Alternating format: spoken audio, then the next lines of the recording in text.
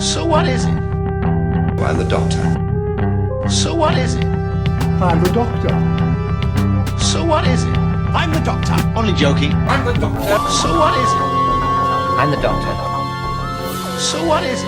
I'm the Doctor. Only joking. I'm the Doctor. So what is it? Small off-duty Czechoslovakian traffic warden. So what is it? I'm the Doctor. Only joking. I'm the Doctor. So what is it? I'm the Doctor.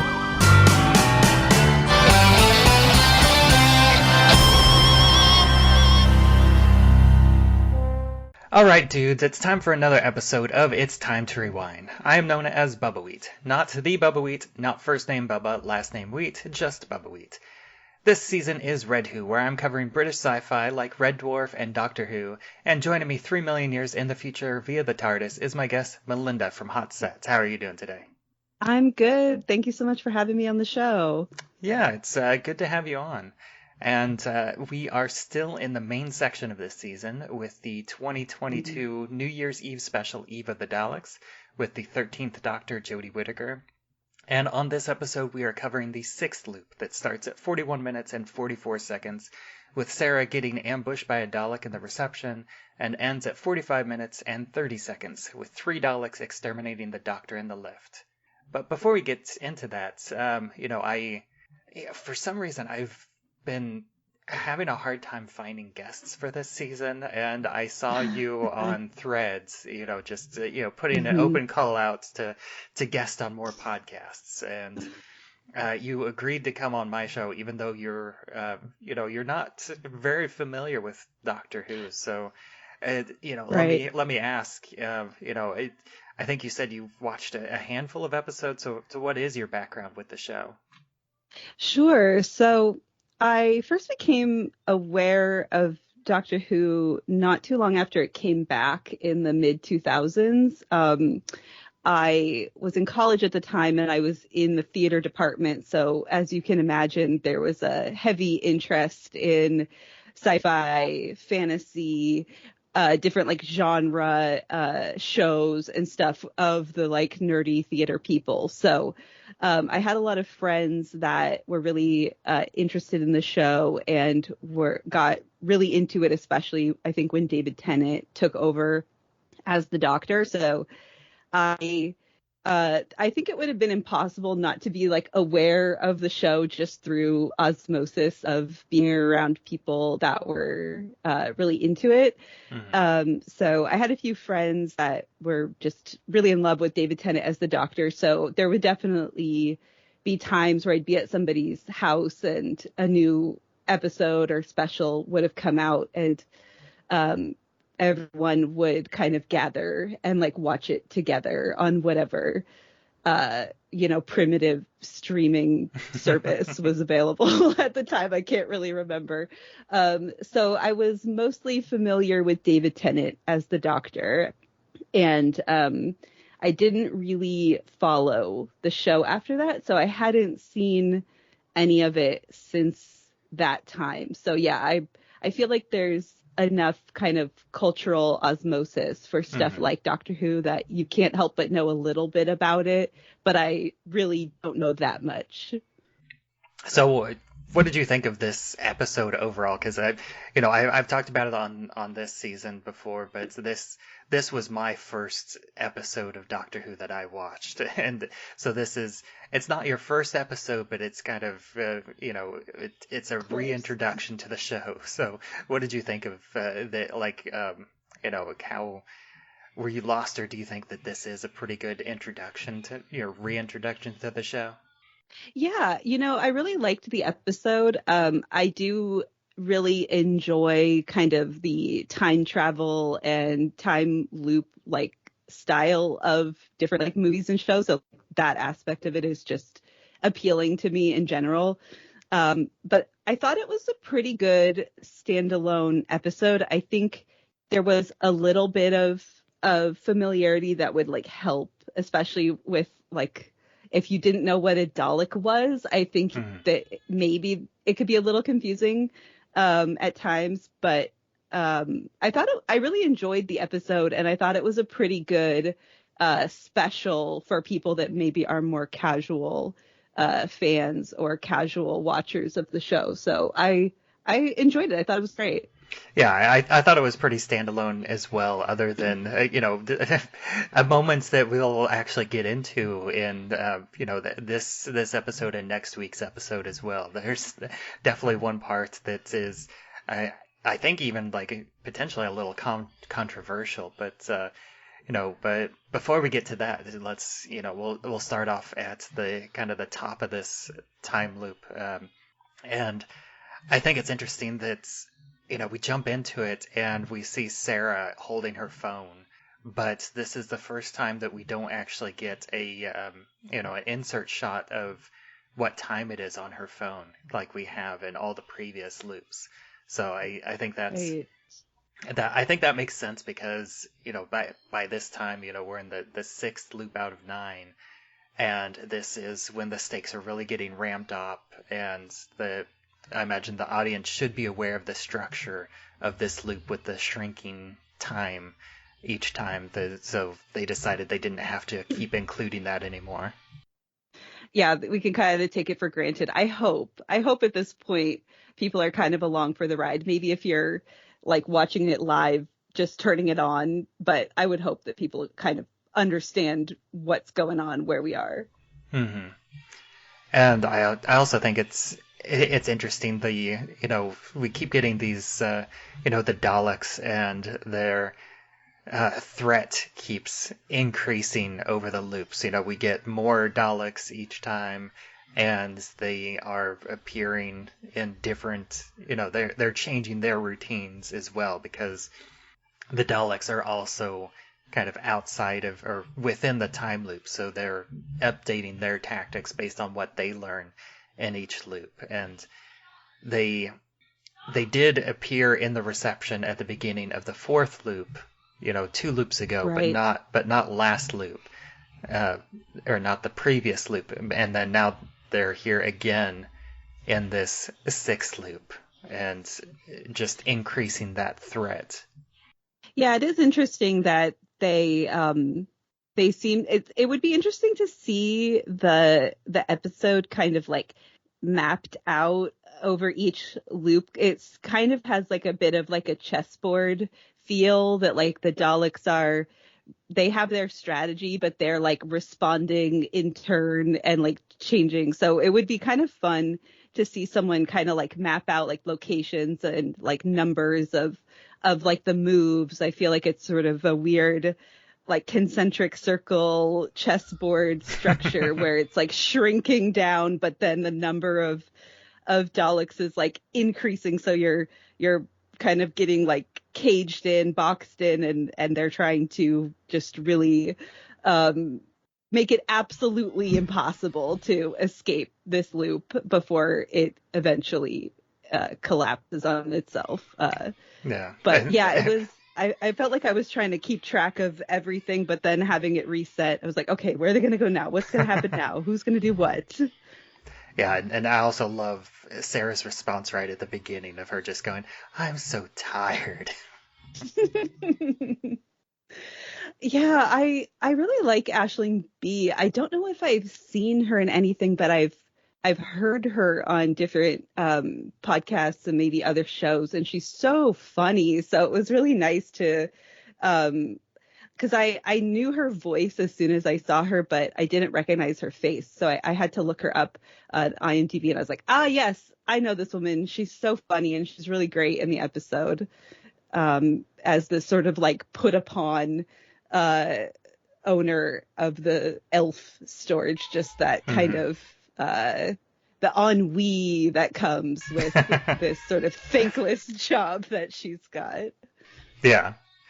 And I also like how in this loop, we just recently had a couple instances of the Daleks being either distracted or defeated in very silly ways. I've talked about it a lot with Dan running circles around the one Dalek, and then Nick taking 2 outs just by ducking.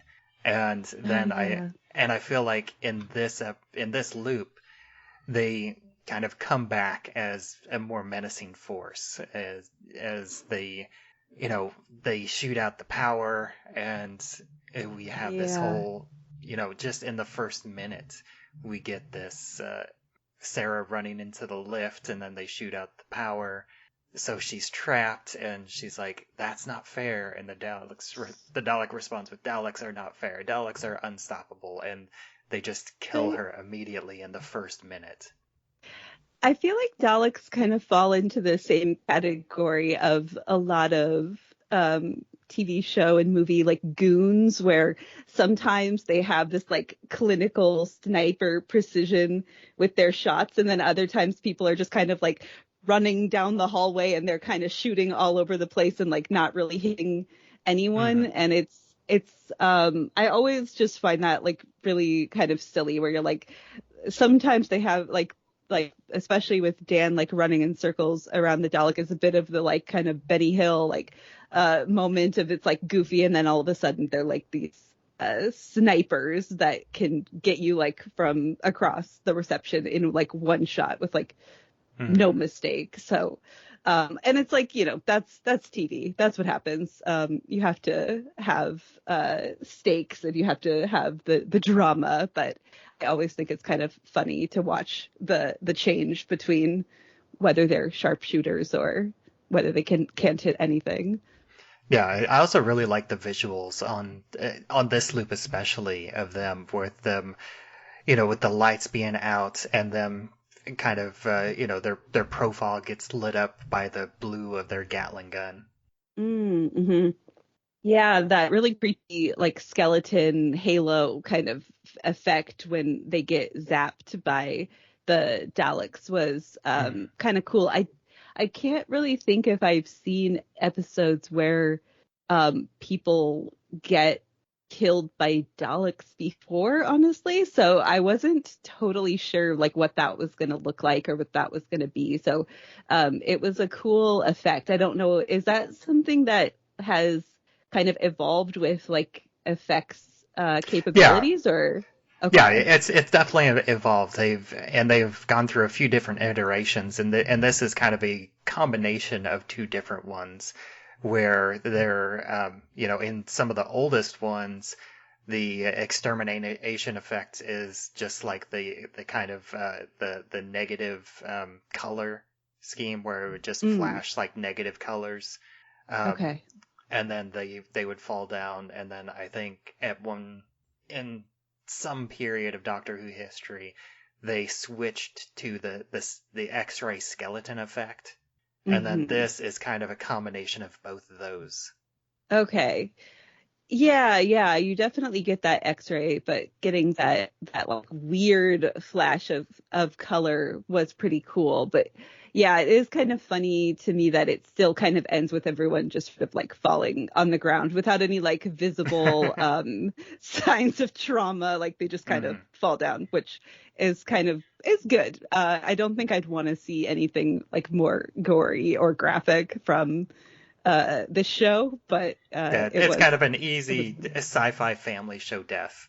Absolutely, which is good. I'm not a huge fan of like super gory whatever, so I personally don't need anything more than what they do on the show.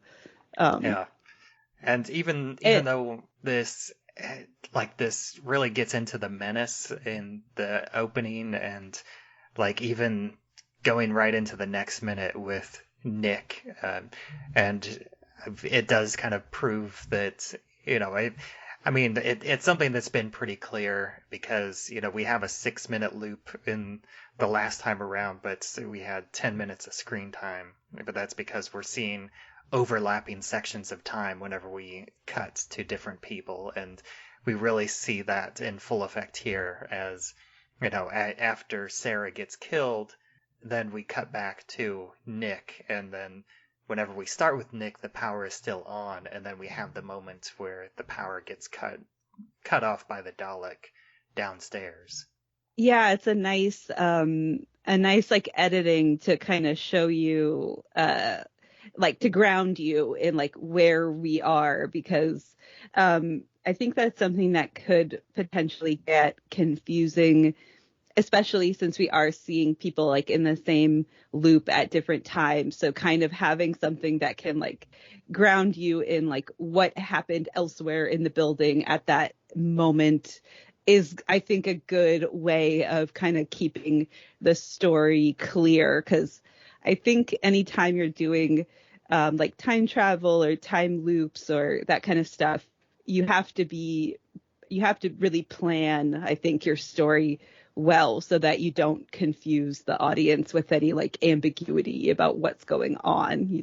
You don't want that. So I think they do a good job in this episode. Like, I never felt confused, and that's always a good thing for me. So I appreciate that. Although I do also have to kind of point out a bit of a plot hole in here or an inconsistency. That's something that I didn't really notice it as watching the episode as a whole, but you see these things a bit more whenever you break them down like I'm doing. And in the previous, like I forget now if it was the last loop or the loop before that, but there was a big deal about how they had to save Nick because he died at this specific time in the first loop. And if he's dead before the loop would reset, then he would be dead at the begin. Then he would be dead in the next loop. But in this one, both Sarah and Nick both die within the first minute. So in this loop, they're dead before the next loop would have reset. So, and yet they're alive in the next loop. Interesting. Could that possibly, like, something that I definitely notice in this type of show sometimes is sometimes you have like a character that just sort of seems to know everything, even things maybe they shouldn't know, just to be like the exposition person or to like provide explanation kind of to the audience indirectly. Is it possible that we could explain the inconsistency with that person just being wrong about how the time loop works? Like, I don't know if that's possible here, but I'm going to give it like a charitable. It is possible. They don't necessarily explain it any further than that. That's just an assumption. But at the same time, it's a theory that makes sense. But then it's completely kind of blown out the window at this point and never referred to after that either. Yeah, I'm sure you've talked about it already with this episode, but something that I thought was interesting here that I couldn't really think of another time I had seen that is every person being aware that they were in a time loop. And I feel like other kind of more recognizable stuff like, like Groundhog Day or like that movie like Palm Beach, only one person knows what's going on. And I couldn't really think of another instance where everybody understands the stakes and like what's happening. But I think the only character that's outside of the time loop in this episode is the mom. Right. Yeah, and I think it's because she's physically not in, like, I think if she was physically on site in the storage facility, she would, but because she's like, it seems like the time loop is contained inside the storage facility, seems to be like. Yeah, the doctor even says that line at one point. Yeah, but I think I was happy because I feel like sometimes other stuff where only one person knows what's going on, they spend so much time convincing everybody else that they need to do something that doesn't make sense to them because they don't understand that they're in a time loop. So I felt like for the amount of screen time that we had for this episode, it was kind of a nice change to have everybody be on the same page and just like move forward and not have to spend like the first minute of every loop convincing everyone else that they're in a time loop at all. I feel like you'd waste a lot of screen time doing that. But yeah, I don't know. Have you encountered any other shows where other people knew they were in a time loop that you've done here on this show? No, not that I can think of. It's always just the the one person that's kind Yeah. of centered in the time loop, and everybody else is oblivious, and then the one person has to figure out how to get out of it. Hmm. Yeah, it was kind of unique. So I appreciated that in particular in this episode. Like I really couldn't I don't always have the best like recall out of nowhere, but I couldn't remember any other movie or show that I'd seen where everybody knew what was going on. So I appreciated that as being kind of like unique to this episode in particular. Yeah, I think the only other one that I can think of, which I haven't seen it because, even though I do a time loop podcast, I don't go out and watch all the time loop movies. That's not your only focus, to watch every time loop movie.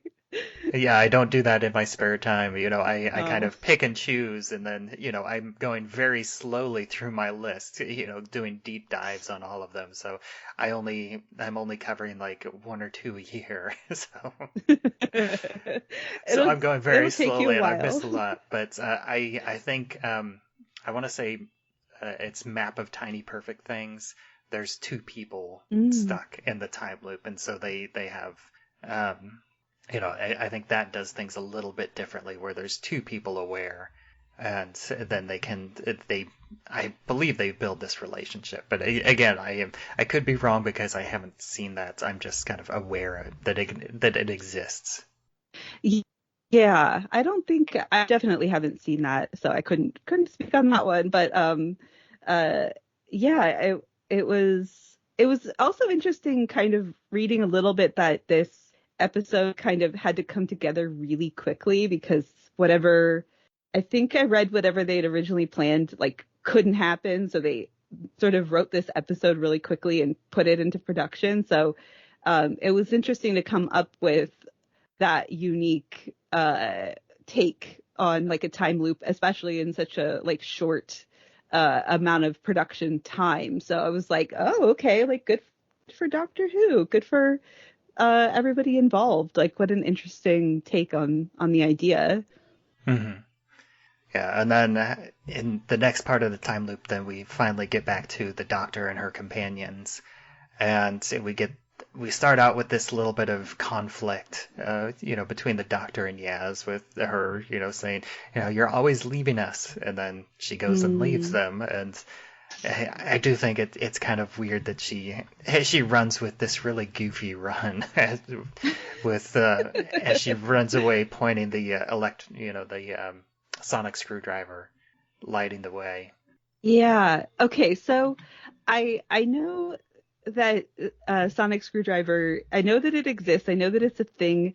I'm not really clear exactly on the parameters of like what it does. It kind of seems like the thing that does anything that the episode needs it to do. Is that a fair... Exactly. It runs on Okay. plot. Okay, great. Which, I have no problem with that. But I was like, let me ask, because I mean, it's not unique to Doctor Who to have like the sort of miracle thing that does, whatever it needs, the Deus Ex Machina device that can do whatever we need it to do. But I was like, maybe there are limitations on the sonic screwdriver that I don't know, since I'm not super familiar with the show. But that's good to know that I wasn't wrong about that. So Yeah, I think about the only thing that it doesn't do is it's never a weapon, except occasionally on like fully electronic beings. okay, that's kind of nice. Yeah, I kind of appreciate the style of problem solving that I've seen in the show. It definitely seems less fighty, less aggressive, less combative than maybe like other sci-fi shows might be. Like, there seems to be more of a creative problem solving. Yeah, and structure even whenever to the show. Doctor does, kill his enemies or cause them to die, it's usually, well, he or she. I say he just because I'm much more familiar with the all the the 13 now other male doctors. Right. But they usually give them an out before causing their deaths. They usually give them a chance to change their ways, and then if they're still stuck on their plan, then the Doctor will foil their plan and cause their death, half the time, give or take. Right. And at that time, it's sort of like, well, that was your choice as the evildoer in this. I gave you the opportunity to get out of this, and I can't be held responsible for the choice that you made to continue to be bad. So this is and most of the time, the Doctor uses their own weapons against them. Like they're usually killed by their own weapons rather than the Doctor creating some weapon to kill them. Mm-hmm. This one, not to get ahead, but this one had an interesting method at the end that I wasn't expecting for how to resolve the problem of the time loop. So I couldn't have predicted when I started the episode that was how it was going to end. It was pretty fun. Which we'll get to that a little bit more next week. But in this week, we then have this confessional moment between Dan and Yaz, and yes. From I guess we're both kind of on the same page of this because this is still the only Jodie Whittaker episode that I've seen. So I have zero experience with Dan or Yaz before or after this. But let me ask you, what did you think about this whole confessional scene where Dan kind of reveals to Yaz and to the audience that she has this crush on the Doctor? Yeah, I was not expecting it.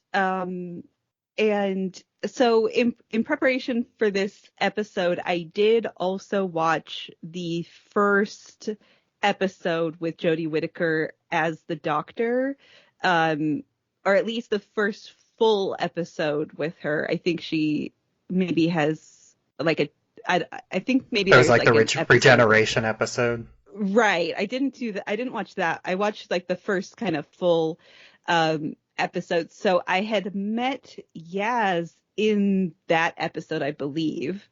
And so it was interesting to not know anything that happens in between those two episodes and see the starting point of Yaz and then this revelation. So it was a little it was definitely unexpected because I don't really know anything that has happened between these two characters in the meantime.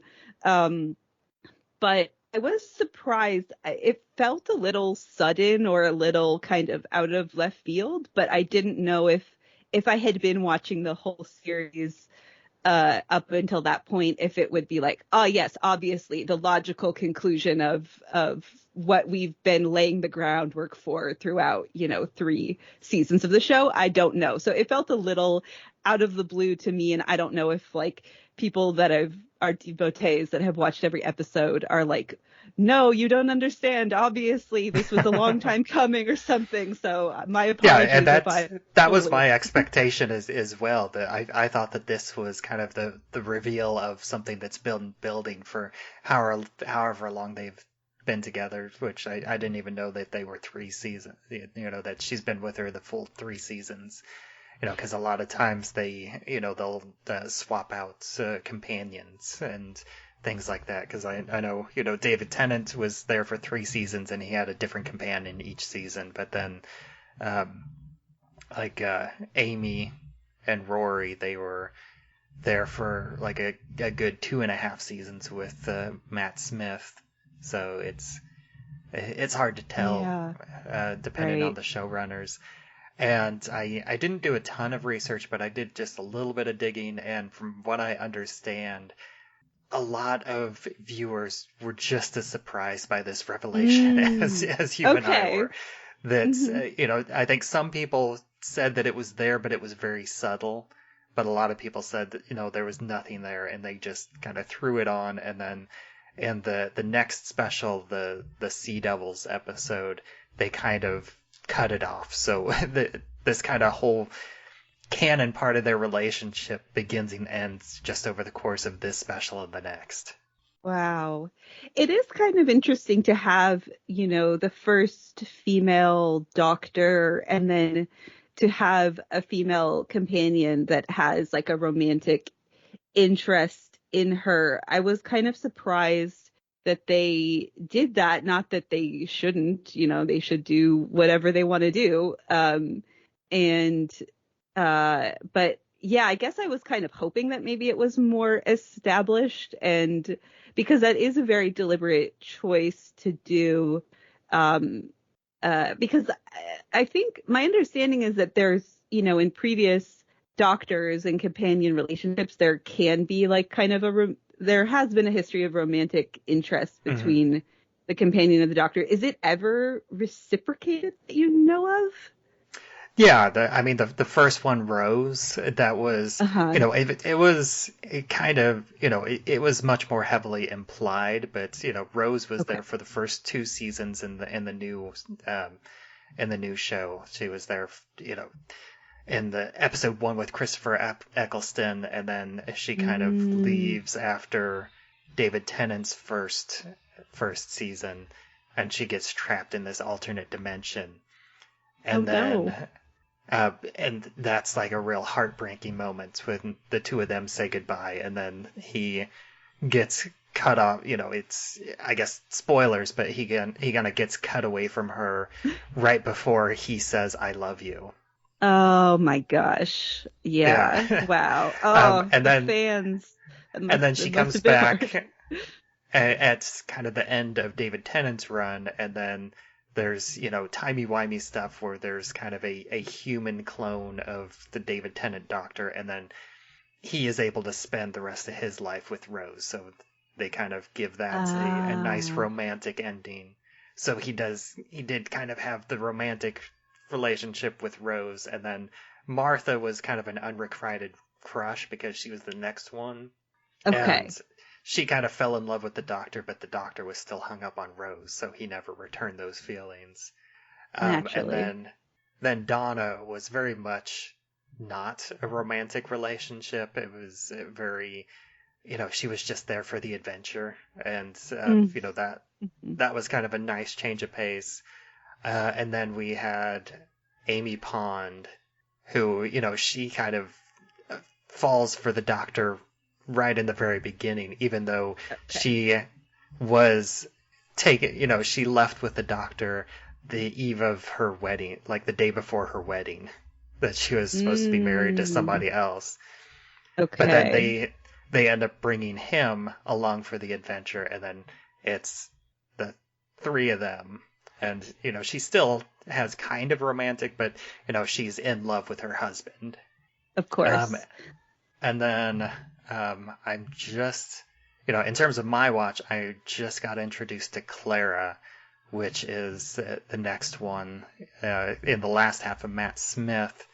And then she goes on for, I think, most of Peter Capaldi's run. And I believe that is also a romantic relationship. Okay. There's just got to be some, there's something about the Doctor that the people just can't resist him. There's got to be he's got that. He's brilliant. He's charming. He has a spaceship that can go through all the time and space. That's what's not to love. Absolutely. But I think there's also a je ne sais quoi about the Doctor also. There's that special X factor, I think, also exists. So I guess it's just sort of like a magnet for romantic feelings is kind of. So I guess Yaz probably just never really stood a chance. She had no choice but to kind of fall in love with this iteration of the Doctor. Mm. And then kind of the other thing that I wanted to say about this confessional scene is that it does kind of mirror a little bit the confessional scene between Nick and Sarah a loop or two earlier, whenever Nick kind of confesses his unrequited crush that he's had for a few years.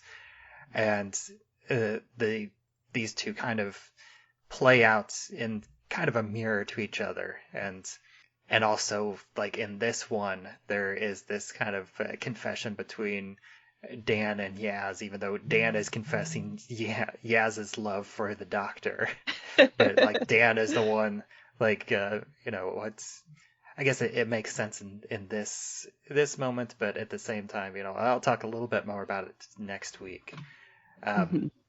But this also ends kind of in a similar way where they both get killed by the Daleks right afterwards.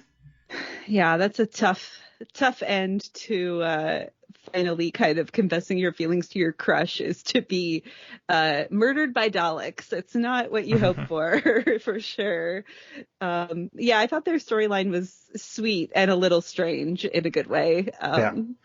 So. And again, I think that this episode kind of treads the line between being menacing and silly, because there's a little element of there's one behind me right now, isn't there? Yes, absolutely. Yeah, it was a little bit, I guess knowing that it was kind of like a holiday special type episode, I was kind of expecting it to be a little bit more silly, I guess. So I was not disappointed in that way with how this turned out. But I think there's always like a lot of room for fun where you have the repetition of like the loop, and you like come around a corner unexpectedly, there's a Dalek there, and you're like, oh no. Like those are always like great moments for comedy in those times.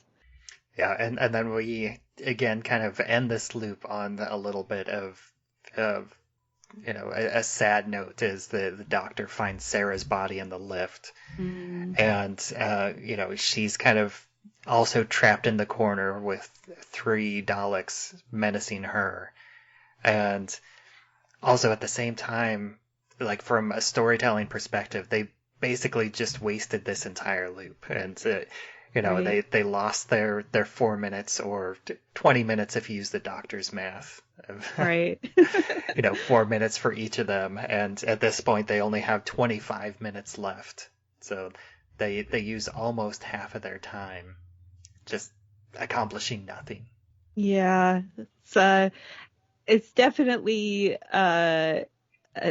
one of the more bummer loops, I would say, in terms of like they don't really seem to make much progress, or kind of like they haven't quite cracked what the solution is going to be for them. So yeah, that's like, but I think that makes sense, like story structure wise, when you're this far in, that you got to have that moment where everything goes wrong, so that you can fail, learn, fail again. Isn't that what the Doctor says? So right. Yeah, it's kind of like it's always darkest before the dawn moment. Totally. Yeah. But yeah, it is kind of a tough loop in that sense, where they don't really get any forward progress. All right. Well, thank you so much. I guess before I cut this off, did you have anything else to say about this loop? I don't think so. It was a bit of a bummer, but it's one of those ones that kind of like it sets you up for something a little bit more positive next time. So that's just kind of how it goes when you're trapped in a time loop. Yeah. All right. Well, thanks so much for joining me this week, and I'm gonna have you back next week, because this is this is ramping up towards the end, so these loops are getting shorter, and this isn't a big 10-minute time loop. These are this is just under 3.5 or 3 3/4 minutes. It's just under 4 minutes, so. I figured I'd have you back for one more loop, but before we go this week, why don't you take a moment and let people know where else you can be found online? Sure. So I host a podcast with my friend and colleague Ariel. We're both costume designers for theater, and we have a movie podcast where we specifically gather to talk and appreciate different costume design in movies, and we try to kind of pick a theme for each season, and so that we have kind of a structure and people kind of know what to expect. So our new season premieres March 4th, and we're going to be covering movies that have really kind of more audacious costumes. So the sort of theme for that season is the color explosion.